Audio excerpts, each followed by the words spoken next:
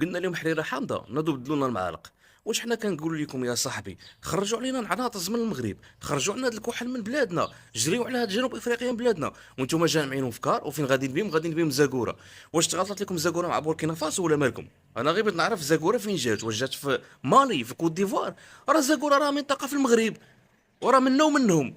ياك ما شفتهم الصمراني كيحسب لكم راه تما من دوك العناصر من جنوب افريقيا. والمصيبه العظمى هي انكم غادي نلحتم في واحد المنطقه الافارقه.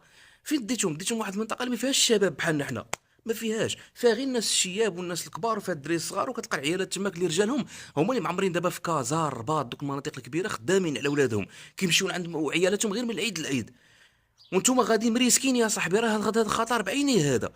واش في كازا والرباط وما سلكوش معاهم اللي فيها الشباب؟ تبقى غير هاد المناطق اللي ما فيهمش الشباب. راه حشومه هادشي هذا. وانا ما فهمتش، انا بغيت شي مسؤول، حنا كمواطنين مغاربه بغينا شي مسؤول يخرج يوضح للمغاربه علاش ما قادرينش تخرجوا هاد العناصر هاد سراق الزيت من بلادنا، علاش ما قادرينش تخرجوهم من البلاد، يا علاش؟